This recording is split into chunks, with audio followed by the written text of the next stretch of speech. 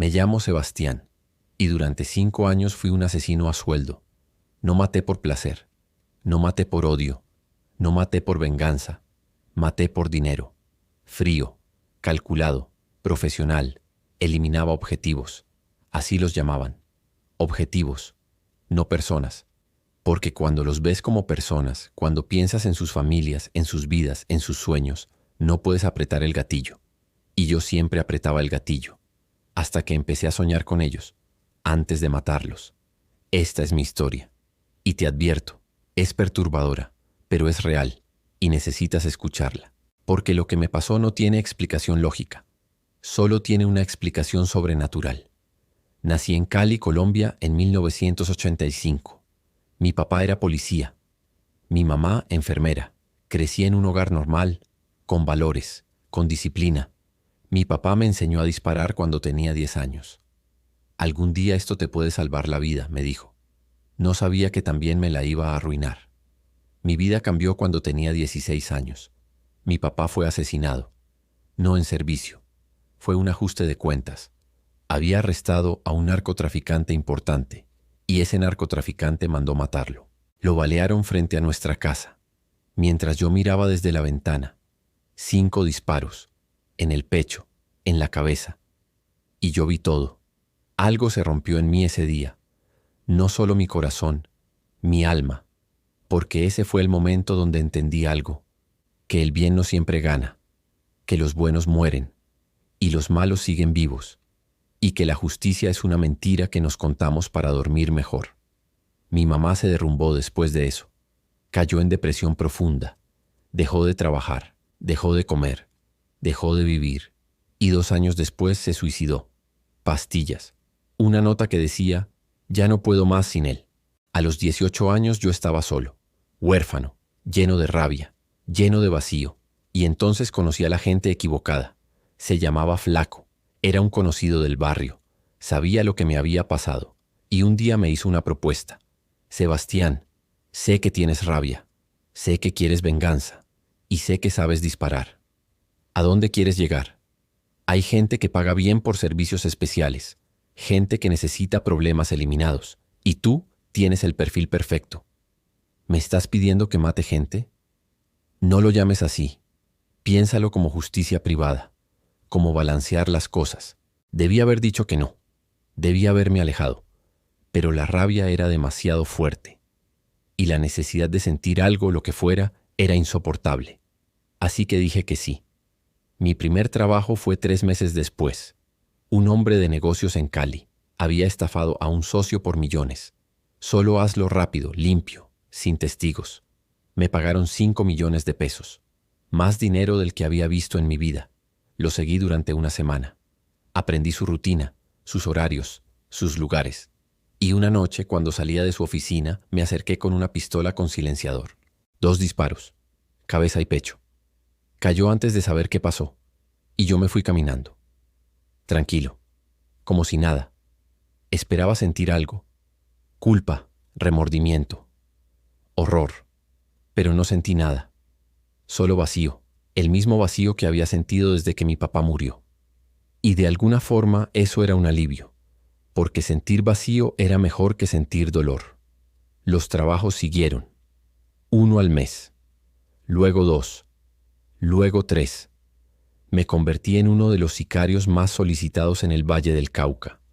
No porque fuera el más violento, sino porque era el más confiable. Nunca fallaba, nunca dejaba evidencia, nunca hablaba, y el dinero fluía. A los 21 años tenía más dinero del que sabía cómo gastar. Apartamentos, carros, motos, ropa de marca. Pero todo era vacío, porque el dinero no llena el agujero que deja la muerte de tus padres. Desarrollé una rutina, investigaba el objetivo, planeaba el ataque, ejecutaba, cobraba, y nunca pensaba en ellos como personas. Eran objetivos, problemas que necesitaban ser resueltos, nada más. Pero entonces algo empezó a pasar, algo que no puedo explicar. Empecé a soñar con ellos.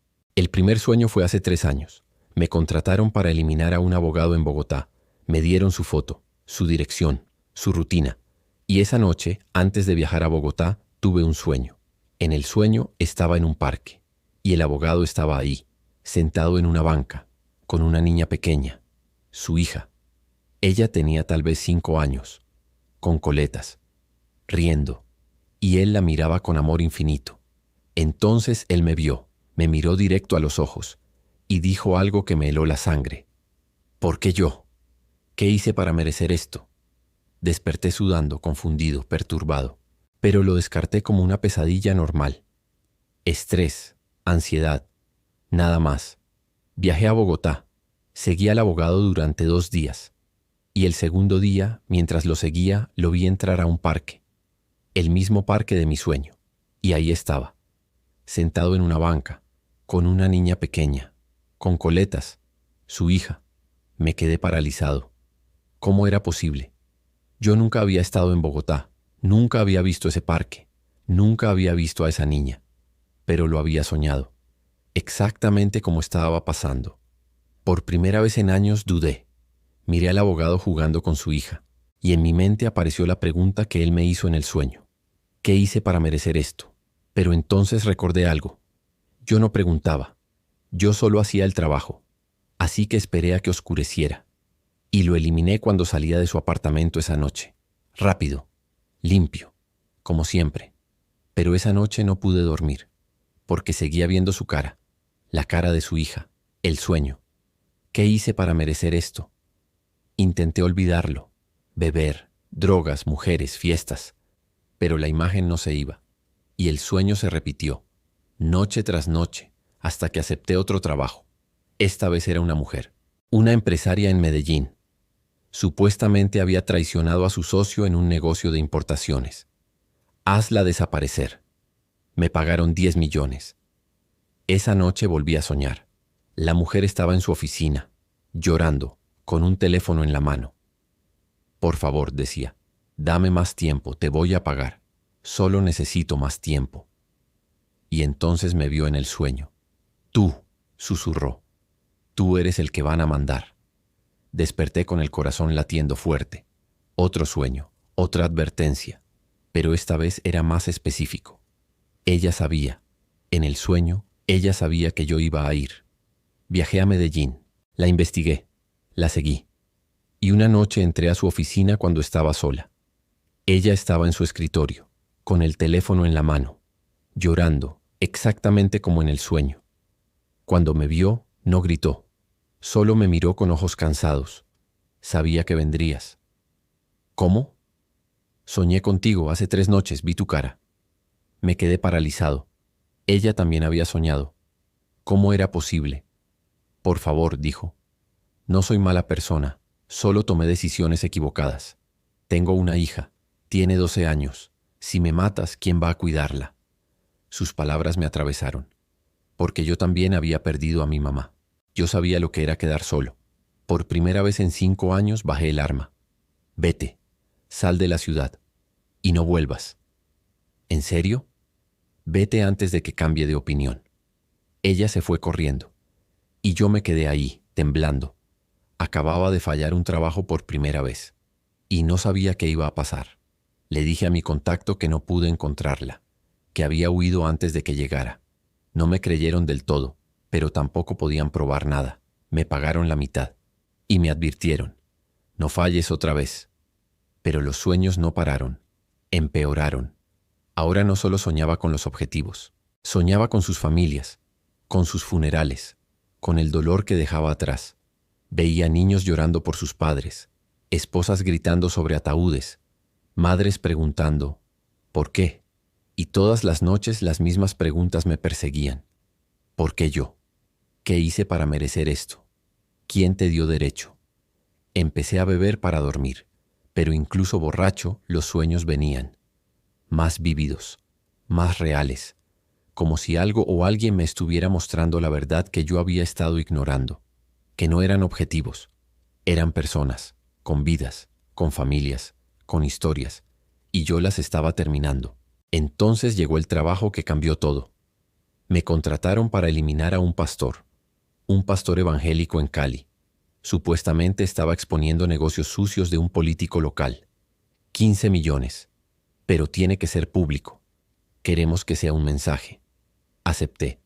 Pero esa noche tuve el sueño más perturbador de todos. El pastor estaba en su iglesia, predicando, y yo estaba en la última fila, con mi arma. Él dejó de predicar, miró directo a mí, como si pudiera verme en el sueño, y dijo algo que me paralizó. Sebastián, Dios te está llamando, aún hay tiempo, pero esta es tu última oportunidad. Desperté gritando. ¿Cómo sabía mi nombre? ¿Cómo era posible? Y entonces supe algo. Esto ya no era coincidencia. Esto era algo más, algo sobrenatural, algo que me estaba advirtiendo, o alguien, y tenía una decisión que tomar: seguir adelante con el trabajo, o escuchar la advertencia. Pasé 3 días sin dormir, bebiendo café, tomando pastillas para mantenerme despierto, porque cada vez que cerraba los ojos veía al pastor y escuchaba su voz. Sebastián, Dios te está llamando, aún hay tiempo, pero esta es tu última oportunidad. Investigué al pastor. Se llamaba Pastor Andrés Morales, 48 años, casado, 3 hijos. Dirigía una iglesia en el barrio San Antonio, una iglesia humilde, sin lujos, y según mis fuentes había empezado a denunciar públicamente la corrupción del concejal que me había contratado. Ese pastor está moviendo a la gente contra mí, me dijo el contacto. Necesito que lo silencies. Pronto. Fui a vigilar la iglesia. Era un edificio simple, pintado de blanco, con una cruz de madera en el techo. El domingo me senté en mi carro afuera, observando. Gente entraba, familias, jóvenes, ancianos, todos sonriendo, abrazándose, como si ese lugar fuera un refugio en medio del caos de la ciudad. Vi al pastor llegar, alto, con barba canosa, ropa sencilla. Saludaba a cada persona por nombre, abrazaba niños, sonreía. No parecía un objetivo, parecía un buen hombre, y eso me molestó, porque era más fácil matar a gente mala. Esa noche el sueño volvió, pero esta vez era diferente. Estaba en la iglesia, durante el servicio. El pastor predicaba sobre el perdón. No importa lo que hayas hecho, no importa qué tan lejos hayas caído, Dios puede perdonarte y Dios puede usarte. Y entonces, en medio del sermón, se detuvo, miró directo a mí. Hay alguien aquí que vino a matarme, pero quiero que sepas algo. No tengo miedo, porque si muero hoy, voy a estar con Jesús. Pero tú, ¿a dónde vas a ir? El sueño cambió. De repente estaba en un lugar oscuro, caliente, lleno de gritos, y veía caras. Todas las caras de las personas que había matado, gritándome, acusándome. Tú nos quitaste la vida. Tú destruiste nuestras familias. Ahora vas a pagar. Desperté empapado en sudor, temblando, gritando, y por primera vez en años sentí algo además de vacío. Sentí miedo, miedo real, profundo, porque ese sueño no se sentía como una pesadilla, se sentía como una advertencia, como un vistazo de lo que me esperaba si seguía por este camino. Tomé mi teléfono, llamé al contacto. No puedo hacer este trabajo. ¿Qué? No puedo, busca a alguien más. Sebastián, ya te pagamos la mitad, ya aceptaste. Devuélvanme el dinero, pero no lo voy a hacer. Hubo un silencio peligroso. Sabes que nadie rechaza un trabajo. Sabes las consecuencias. No me importa. Colgué. Sabía lo que eso significaba. Si no cumplía, yo me convertía en el objetivo. Pero algo dentro de mí había cambiado. Ya no podía seguir haciendo esto. Pero tampoco sabía qué hacer. No podía ir a la policía. Tenía 20 asesinatos en mi historial. No podía huir del país. No tenía documentos limpios. No podía esconderme para siempre. Estaba atrapado. Y entonces hice algo que no había hecho desde que era niño. Oré. No sabía cómo. Las palabras salieron torpes, quebradas. Dios, si existes, si realmente me estás hablando a través de estos sueños, necesito ayuda, porque no sé qué hacer. He matado gente, mucha gente, y no sé si me puedes perdonar, pero necesito una salida. No esperaba respuesta, pero esa noche tuve otro sueño. Estaba en un cuarto oscuro y había una puerta frente a mí, cerrada. Una voz habló. No venía de ningún lado, venía de todas partes. Abre la puerta. ¿Qué hay del otro lado? Redención, pero tienes que abrirla tú. Tengo miedo. Lo sé, pero el miedo no puede ser más grande que tu deseo de ser libre. Me acerqué a la puerta. Puse mi mano en la perilla y la abrí. Del otro lado había luz, brillante, cálida, y vi a alguien parado en esa luz. No podía ver su cara claramente, pero sabía quién era. Era Jesús. Él extendió su mano. Ven, te estoy esperando. No puedo, soy un asesino. Lo sé, pero vine por gente como tú, no por los perfectos, por los rotos. He matado a 20 personas, y yo morí por todas ellas, y por ti. Desperté llorando, no con lágrimas silenciosas, con sollozos profundos, desgarradores, porque por primera vez en mi vida adulta sentí el peso de lo que había hecho, el peso de 20 vidas, 20 familias destruidas, 20 futuros borrados por mi mano, y no sabía si podía ser perdonado. Pero algo en ese sueño me dio esperanza, una esperanza frágil, pero real. Al día siguiente hice algo loco. Fui a la iglesia del pastor. Era martes, no había servicio, pero la puerta estaba abierta. Entré despacio, el lugar estaba vacío. Solo había una persona, el pastor, arrodillado frente al altar, orando. Me acerqué, mis pasos resonaron en el silencio. Él se dio la vuelta, y cuando me vio no se asustó, solo sonrió, como si me estuviera esperando. Tú eres Sebastián. Me quedé paralizado. ¿Cómo sabes mi nombre? Porque Dios me lo dijo. Me dijo que vendrías, y me dijo que te ayudara. Mis piernas temblaron. ¿Dios te habló de mí? Sí. Hace 3 días. Me dijo que alguien iba a venir a matarme, pero que en lugar de eso iba a venir a buscar salvación. Se acercó. Y aquí estás. Me quebré. Caí de rodillas ahí mismo. Pastor, yo soy un asesino. He matado a 20 personas. Me contrataron para matarlo a usted. Pero no puedo seguir haciendo esto. Él se arrodilló junto a mí. Puso su mano en mi hombro. Sebastián, Jesús puede perdonar cualquier pecado, incluso asesinato, pero tienes que estar dispuesto a entregárselo todo. ¿Cómo? ¿Cómo me puedo librar de esto? Primero, reconociendo que necesitas perdón. Segundo, entregándole tu vida a Jesús. Y tercero, haciendo las cosas bien, lo cual significa enfrentar las consecuencias de lo que hiciste. ¿Quiere decir ir a la cárcel? Posiblemente, pero prefiero que vayas a la cárcel libre espiritualmente que estar en la calle esclavizado por la culpa y el pecado. Sus palabras me calaron hondo, porque tenía razón. Yo no era libre, era un esclavo, esclavo del dinero, esclavo de la violencia, esclavo de la muerte. ¿Qué tengo que hacer? Primero, ora conmigo. Entrégale tu vida a Jesús y luego vamos a buscar la forma de hacer esto bien. Oramos juntos y en esa iglesia vacía, en las rodillas de un sicario, algo imposible pasó. Sentí como si algo pesado fuera arrancado de mi pecho, como si 20 cadenas se rompieran al mismo tiempo, y escuché esa voz otra vez. Eres libre, ahora camina en libertad. Cuando abrí los ojos estaba llorando, pero ya no era llanto de dolor, era llanto de liberación. El pastor me ayudó a levantarme. Bienvenido a la familia de Dios, Sebastián. Ahora empieza el trabajo más difícil. ¿Cuál? Vivir como un hombre nuevo. Pasé esa noche en la casa del pastor. Él y su esposa me dieron comida, un cuarto, seguridad, y por primera vez en años dormí sin pesadillas, sin sueños de muerte, solo paz. Pero a la mañana siguiente la realidad me golpeó. Pastor, la gente que me contrató va a venir por mí, y probablemente por usted también. Lo sé. ¿No tiene miedo? Tengo miedo, pero también tengo fe, y la fe es más grande que el miedo. Sebastián, tenemos 2 opciones. O huyes y pasas el resto de tu vida escondiéndote, o enfrentas esto de frente y confías en que Dios tiene un plan. ¿Cuál recomienda? La segunda, porque huir no es libertad, es solo otra forma de prisión. Tomamos una decisión. Íbamos a ir a la fiscalía.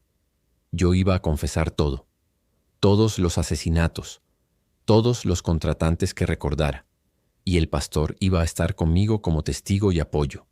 Va a ser difícil, me dijo.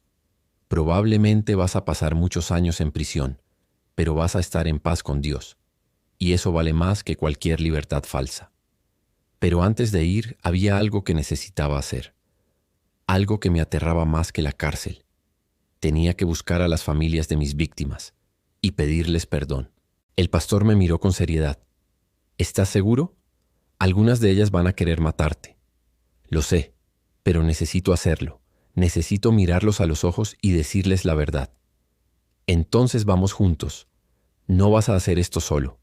Esa decisión cambió todo, porque lo que pasó después fue algo que ni el pastor ni yo esperábamos, algo que solo Dios pudo haber orquestado. Hicimos una lista, 20 nombres, 20 familias. Cada uno representaba una vida que yo había quitado, y ahora tenía que enfrentarlos. No podemos ir a todos, dijo el pastor. Algunos viven en otras ciudades, otros ya se mudaron. Pero vamos a empezar con los que podamos encontrar aquí en Cali. ¿Y qué les digo? La verdad, sin excusas, sin justificaciones, solo la verdad. El primero en la lista era el más reciente, un contador llamado Luis Mendoza. Lo había eliminado 6 meses atrás. Supuestamente había estado robando de su empresa. Su viuda, Patricia, todavía vivía en la misma casa. Llegamos a su puerta temblando. Toqué. Una mujer de unos 40 años abrió, con ojeras profundas, ropa simple. ¿Sí? Señora Patricia, mi nombre es Sebastián y necesito hablar con usted sobre su esposo. Su expresión cambió inmediatamente. ¿Qué sabe sobre mi esposo? Respiré profundo. Yo fui quien lo mató. El silencio fue ensordecedor. Ella me miró como si no pudiera procesar las palabras, y entonces gritó: «Salgan de mi casa, ahora». Señora, por favor. Usted mató a mi esposo. Usted destruyó mi familia. Lárguese antes de que llame a la policía. El pastor intervino. Señora Patricia, entiendo su dolor, y tiene todo el derecho de estar furiosa. Pero Sebastián vino a confesar, a pedirle perdón y a entregarse a las autoridades. No quiero su perdón. Quiero que se pudra en el infierno. Cerró la puerta de un golpe. Me quedé parado ahí, temblando. No puedo hacer esto, pastor. Es demasiado. Lo sé, pero necesitabas ver el dolor que causaste. Y ella necesitaba ver tu arrepentimiento, aunque no lo acepte ahora. El segundo nombre era más difícil. El abogado de Bogotá. El que había soñado en el parque con su hija. Su nombre era Jorge Castillo. Su esposa Elena todavía vivía en Bogotá con su hija. Viajamos en bus. 6 horas. Cuando llegamos a su apartamento, mi corazón latía tan fuerte que pensé que iba a explotar. Toqué la puerta. Una mujer joven abrió, 30 y pocos años, con una niña pequeña escondiéndose detrás de ella. La niña del sueño. «¿Señora Elena?» «Sí. ¿Quién es usted?» «Mi nombre es Sebastián, y vine a hablarle sobre su esposo». «¿Lo conoció?» «No exactamente. Yo fui quien lo mató». Ella retrocedió. Su rostro se puso pálido. La niña empezó a llorar. «¿Usted qué?» «Fui contratado para eliminarlo, y lo hice, hace 3 años, y vine a pedirle perdón». Ella empezó a temblar. «¿Cómo se atreve a venir aquí? ¿Cómo se atreve a tocar mi puerta? Porque necesito que sepa la verdad, y necesito que sepa que me arrepiento. De verdad». ¿Arrepentirse? Mi hija creció sin padre por su culpa. Todos los días me pregunta dónde está su papá. ¿Cómo explico eso? Las lágrimas corrían por mis mejillas. No puedo. No hay forma de explicarlo. Lo que hice fue monstruoso, y merezco su odio. Pero vine porque Dios me cambió. Y aunque usted no me perdone, necesitaba que supiera que estoy dispuesto a pagar por lo que hice. Ella lloró. La niña también. Y yo me quedé ahí, de pie, sintiendo el peso completo de lo que había hecho. Finalmente Elena habló. «Váyase, y nunca vuelva aquí». «¿Llamará a la policía?» «No lo sé, pero váyase. Ya». Nos fuimos, y en el bus de regreso a Cali lloré durante horas. No puedo hacer esto, pastor. No puedo seguir viendo el dolor que causé. Pero necesitas verlo, porque por años viviste en negación. Pensabas en ellos como objetivos. Ahora estás viendo la verdad, y duele. Pero es parte de tu redención. Visitamos a 5 familias más. Todas reaccionaron diferente. Una me escupió en la cara. Otra amenazó con matarme ahí mismo. Otra solo lloró en silencio, y una, increíblemente, me dijo, si Dios lo puede perdonar, yo también. Esas palabras me quebraron, porque no esperaba perdón de nadie, pero recibirlo de alguien a quien había herido tan profundamente fue abrumador. Pero la batalla más grande no era con las familias, era conmigo mismo. Cada noche las pesadillas regresaban, pero ahora eran peores. Veía las caras de mis víctimas, escuchaba sus últimas palabras, sentía el retroceso del arma en mis manos y despertaba gritando, «Pastor, ¿cuándo va a parar esto?» No lo sé, Sebastián. El trauma que causaste también te traumatizó a ti, y eso no se cura de la noche a la mañana. Pero ya le entregué mi vida a Dios. ¿Por qué sigo sufriendo? Porque el perdón de Dios es instantáneo, pero la sanidad es un proceso, y tienes que caminar ese proceso con paciencia. Empecé a ir a terapia, con un psicólogo cristiano que trabajaba con excombatientes y criminales. Sebastián, lo que hiciste tiene consecuencias psicológicas profundas, no solo para tus víctimas, sino para ti. Has estado viviendo con la muerte durante años, y ahora tienes que aprender a vivir con la vida. ¿Cómo?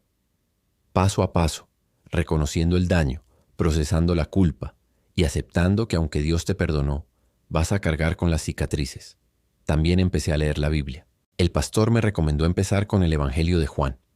Y una noche leí algo que me impactó profundamente. La historia de la mujer adúltera. Jesús le dijo, «Yo tampoco te condeno. Vete y no peques más». Lloré leyendo eso, porque era exactamente lo que necesitaba escuchar. Jesús no la condenó, pero tampoco minimizó su pecado. Le dio perdón y un mandato, «No peques más». Pero había algo que me atormentaba, la organización que me había contratado. Sabían que había fallado el último trabajo, sabían que estaba con el pastor, y sabía que iban a venir. Una noche, mientras dormía en la casa del pastor, escuché disparos. Me desperté de golpe. El pastor también. «Quédate aquí», me dijo. Pero yo sabía lo que estaba pasando. Habían venido por mí. Bajamos las escaleras. La ventana de la sala estaba rota. Había vidrio por todos lados. Y en la pared había una nota clavada con un cuchillo. «Tienes 48 horas. O te entregas o quemamos la iglesia con todos adentro». El pastor me miró. «Sebastián, ya no podemos esperar más. Tenemos que ir a la fiscalía. Ahora. Pero van a matar a gente inocente por mi culpa. Por eso necesitamos protección legal. Y necesitamos que la policía sepa lo que está pasando». A la mañana siguiente fuimos a la fiscalía. Le conté todo al fiscal. Los 20 asesinatos. Los nombres de los contratantes que recordaba. Los métodos. Las fechas. Todo. El fiscal me miraba con una mezcla de horror y asombro. «Señor, entiende que va a ser procesado por 20 homicidios agravados». «Sí». «Y aún así está confesando voluntariamente». «Sí, porque quiero hacer las cosas bien y porque quiero proteger a la gente que me está ayudando». Me arrestaron ahí mismo, me pusieron esposas, me leyeron mis derechos y me llevaron a una celda. Mientras me llevaban miré al pastor. Él tenía lágrimas en los ojos, pero también una sonrisa. «Dios va contigo, Sebastián. Nunca estás solo». Y en esa celda, solo, con las manos esposadas, sentí algo extraño. Paz, porque aunque estaba preso físicamente por primera vez en años, era libre espiritualmente. Pero la batalla no terminaba ahí, porque ahora tenía que enfrentar el sistema judicial, y tenía que enfrentar a los otros sicarios que querían callarme, y tenía que aprender a vivir con las consecuencias de mis acciones. Pero había algo que me sostenía, la certeza de que Dios me había salvado por una razón, y que aunque pasara el resto de mi vida en prisión, mi historia podía salvar a otros. Podía advertir a jóvenes que estaban siendo reclutados. Podía mostrarles que el camino de la violencia solo lleva a la muerte. Y podía demostrar que no importa qué tan oscuro sea tu pasado, Dios puede transformarte. Esa noche en mi celda oré. «Dios, no sé qué va a pasar. No sé cuántos años voy a estar aquí, pero gracias por salvarme. Gracias por los sueños. Gracias por no rendirte conmigo. Úsame, aunque sea desde la cárcel. Úsame para tu gloria». Y entonces tuve un sueño más. Pero este era diferente. Estaba en una prisión, pero no estaba solo. Había decenas de hombres alrededor mío, escuchando, y yo estaba contando mi historia, de cómo fui sicario, de cómo Dios me salvó, de cómo los sueños me advirtieron. Y uno por uno, esos hombres empezaban a llorar, a arrepentirse, a buscar a Dios. Desperté con claridad.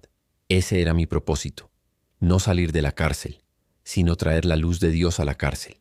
El juicio duró 8 meses. Fue uno de los casos más mediáticos en la historia reciente de Colombia. El sicario que confesó 20 asesinatos por un cambio espiritual. Los medios no sabían cómo clasificarme. ¿Era un criminal arrepentido? ¿Un farsante buscando reducir su sentencia? ¿Un loco con delirios religiosos? Pero yo sabía la verdad, y eso era lo único que importaba. Durante el juicio tuve que testificar en detalle sobre cada asesinato. Fechas, lugares, métodos, contratantes. Y cada vez que describía un crimen veía a las familias en la sala, llorando, gritando, maldiciendo. Una madre se levantó en medio de mi testimonio. Usted mató a mi hijo, tenía 22 años, era estudiante de medicina. ¿Por qué? Porque me pagaron. Y en ese momento yo estaba muerto por dentro. No pensaba en las consecuencias, no pensaba en las familias, solo pensaba en el dinero. Espero que se pudra en la cárcel. Yo también lo espero, señora, porque lo merezco. El fiscal pidió 30 años sin posibilidad de reducción de pena. Este hombre es responsable de 20 muertes, 20 familias destruidas. Y aunque confiesa, aunque muestra arrepentimiento, la justicia debe ser servida. Mi abogado, provisto por una organización cristiana de derechos humanos, argumentó diferente. Señor juez, mi cliente confesó voluntariamente, cooperó completamente con las autoridades, y su testimonio ha llevado al arresto de 5 contratantes y desmantelado una red de sicariato. Pedimos considerar esto. El juez deliberó por 2 semanas, y finalmente dio su veredicto. Sebastián Vargas, este tribunal lo encuentra culpable de 20 homicidios agravados. La sentencia es de 25 años de prisión. Sin embargo, debido a su cooperación y confesión voluntaria, hay posibilidad de reducción por buen comportamiento después de 15 años. 25 años. Iba a cumplir 50 años cuando saliera. Sí salía. Pero extrañamente no sentí desesperación. Sentí alivio, porque finalmente la cuenta estaba saldada. No con Dios. Él ya me había perdonado, pero con la sociedad, con la justicia humana. Y podía empezar a vivir con esa deuda pagándose. Me trasladaron a la cárcel de alta seguridad de Convita en Boyacá, una de las prisiones más duras de Colombia. Cuando llegué, me advirtieron: aquí hay gente que sabe quién eres, sicarios, narcotraficantes, y algunos van a querer matarte por traidor. Lo sé. ¿Y no tienes miedo? Tengo miedo, pero también tengo fe. Los primeros meses fueron peligrosos. Hubo 2 intentos de asesinato, uno con un cuchillo improvisado en el comedor. Me cortó el brazo pero sobreviví, otro con veneno en mi comida. Pero un interno cristiano me advirtió antes de que comiera. Hermano, no comas eso. Dios me dijo que te advirtiera. Lentamente empecé a conectar con otros internos, especialmente con los que estaban en el programa de rehabilitación cristiana de la cárcel. Había un grupo de unos 30 internos que se reunían todos los miércoles para estudiar la Biblia. Me uní. Al principio, algunos desconfiaban. ¿Tú eres el sicario que mató a 20 personas? Sí. ¿Y ahora eres cristiano? Sí. ¿Cómo sabemos que no es actuación para reducir tu condena? No tenía respuesta que los convenciera con palabras. Solo podía demostrarlo con acciones. Así que empecé a servir. Limpiaba los baños cuando nadie más quería. Ayudaba a los internos analfabetos a escribir cartas a sus familias. Compartía mi comida. Oraba por los enfermos. Y poco a poco, la desconfianza se convirtió en respeto. Pero había algo más que necesitaba hacer. Algo que me aterraba. Necesitaba escribir cartas a las familias de mis víctimas. A todas. El pastor Andrés, que seguía visitándome cada mes, me ayudó. Escribe desde el corazón. No busques perdón. Solo ofrece la verdad y tu arrepentimiento. Pasé 6 meses escribiendo 20 cartas, una para cada familia. En cada carta describía el asesinato, pedía perdón, explicaba mi conversión y les daba la opción de responder si querían o de ignorarme si preferían. No espero su perdón, solo quiero que sepan que su ser querido no murió porque lo mereciera. Murió porque yo era un hombre roto y muerto espiritualmente. Y lamento profundamente el dolor que les causé. Mandé las cartas y esperé. 3 meses después recibí la primera respuesta. Era de la esposa del contador, Patricia, la que me había gritado y cerrado la puerta en la cara. Sebastián, recibí tu carta. Y no voy a mentir, la rompí la primera vez que la leí. Estaba furiosa, furiosa de que tuvieras el descaro de escribirme. Pero algo me hizo recoger los pedazos y leerla otra vez. Y lloré, porque por primera vez entendí que mi esposo no murió por algo que hizo. Murió porque alguien más estaba roto. No te perdono todavía. Tal vez nunca lo haga. Pero acepto tu disculpa. Y espero que encuentres paz. Patricia. Lloré al leer esa carta. Porque aunque no era perdón completo, era algo, era reconocimiento, era cierre. Otras 5 familias respondieron, 2 con odio, diciendo que esperaban que me pudriera en la cárcel. 1 con indiferencia. No nos importa tu arrepentimiento, no nos devuelves lo que nos quitaste. Y 2 con perdón, perdón real. Increíble. Una de ellas era la madre del estudiante de medicina, la que me había gritado en el juicio. Sebastián. Soy Marta, la madre de Andrés, el joven que mataste hace 4 años. He pasado estos años odiándote, soñando con tu muerte, deseando que sufrieras como yo he sufrido. Pero hace 1 año entré a una iglesia cristiana, y ahí Dios empezó a trabajar en mi corazón. Me mostró que el odio me estaba matando, que si no te perdonaba iba a morir amargada. Así que decidí perdonarte, no porque lo merezcas, sino porque yo necesito ser libre. Y quiero que sepas algo. Dios puede usar incluso lo que el diablo intentó para mal. Porque tu testimonio me llevó a buscar a Dios. Y ahora estoy en paz. Que Dios te bendiga, Marta. Caí de rodillas en mi celda, llorando, agradeciendo, porque esto era más de lo que merecía, más de lo que podía pedir. Pero el momento más poderoso llegó 1 año después de estar en prisión. El pastor Andrés vino a visitarme con alguien más. Cuando vi quién era, casi me desmayo. Era Elena, la viuda del abogado de Bogotá, y traía a su hija, la niña que había visto en mis sueños. «¿Señora Elena?» Ella asintió. Se sentó frente a mí en la sala de visitas, su hija junto a ella. Hubo un silencio largo. Finalmente, ella habló. «Sebastián, después de que viniste a mi casa te odié, tanto que pensé en matarte yo misma. Lo entiendo. Pero entonces pasó algo. Mi hija empezó a tener pesadillas. Todas las noches. Veía a su papá, y él le decía, perdona, perdona para que pueda ser libre. Se limpió las lágrimas. Al principio pensé que eran solo pesadillas, pero se repitieron durante meses, hasta que finalmente llevé a mi hija a un psicólogo cristiano, y él me dijo que a veces Dios usa a los niños para hablar a los adultos. Así que decidí buscar ayuda espiritual. Entré a una iglesia y empecé un proceso de sanidad. Y hace 1 mes, mi hija me dijo algo. Me dijo, «Mami, necesitamos ir a ver al señor que mató a papá, porque papá quiere que lo perdonemos». Y aquí estamos. La niña me miraba con ojos grandes, sin miedo, solo curiosidad. «¿Tú mataste a mi papá?» La pregunta me partió el alma. «Sí, y lo siento mucho». «¿Por qué?» «Porque estaba muy perdido y hacía cosas malas. ¿Y ahora?» «Ahora Dios me cambió. Pero el daño que hice no se puede deshacer». Ella pensó por un momento. Luego dijo algo que nunca olvidaré. «Mi papá me dijo en un sueño que te perdonara. Entonces te perdono». Me quebré. Lloré como nunca. Elena también lloraba.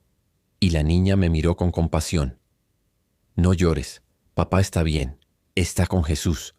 Y dice que tú también vas a estar bien». Cuando se fueron, me quedé en esa sala de visitas durante horas, procesando lo imposible. Una niña de 8 años me había perdonado por matar a su padre. No por obligación, sino porque Dios le habló en sueños. Y entendí algo profundo. Los sueños que me advertían antes de matar no eran solo para salvarme a mí. Eran parte de un plan más grande. Un plan donde Dios usaría mi historia, mi caída, mi redención para tocar vidas. Incluso en prisión. Especialmente en prisión. Porque los siguientes años mi celda se convirtió en un lugar de ministerio. 5 años después de entrar a prisión, mi vida era completamente diferente. Ya no era solo un interno más. Era un líder espiritual dentro de la cárcel. No por título, sino por testimonio. El grupo de estudio bíblico que empezó con 30 internos ahora tenía más de 200. Nos reuníamos 3 veces por semana. Y cada reunión era un encuentro poderoso. Hombres llorando, confesando, arrepintiéndose, sicarios, narcotraficantes, ladrones, violadores, todos rotos, todos buscando algo más. Y yo les contaba mi historia, una y otra vez, los sueños, las advertencias, el encuentro con Dios, la redención. Si Dios pudo salvarme a mí, les decía, un hombre con 20 asesinatos en su conciencia puede salvar a cualquiera. Y veía el impacto en sus ojos, porque muchos de ellos pensaban que estaban más allá del perdón, que habían cruzado una línea que no tenía retorno.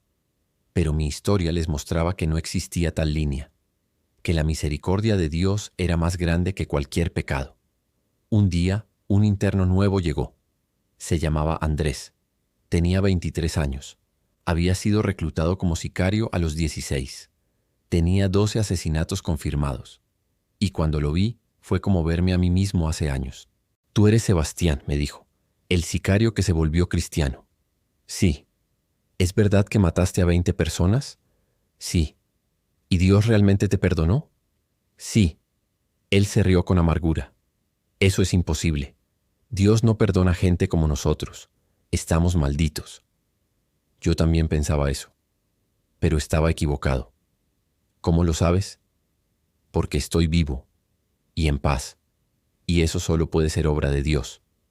Andrés me buscaba todos los días, hacía preguntas, desafiaba, dudaba, pero también escuchaba, y 3 meses después se arrodilló en mi celda y entregó su vida a Cristo.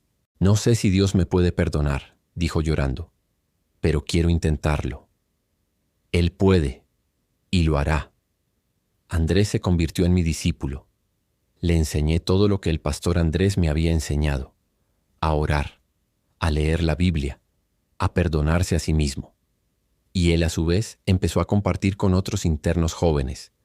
Y así empezó un movimiento. Un interno a la vez, un corazón a la vez. La cárcel seguía siendo dura, violenta, peligrosa, pero dentro de sus muros había una luz creciendo. Pero entonces pasó algo que cambió todo. Un periodista me pidió una entrevista. Trabajaba para un documental sobre reforma carcelaria y rehabilitación. «Sebastián, tu historia es increíble, pero necesito saber, ¿es real o es una estrategia para reducir tu condena?» Lo miré directo a los ojos. «Puedes investigar mi vida en los últimos 5 años. Puedes hablar con los guardias, con los otros internos, con el director de la prisión, y verás que no he pedido reducción de condena. No he buscado beneficios, solo he buscado servir». ¿Por qué? Porque mi propósito ya no es salir de aquí, es traer esperanza a los que están aquí.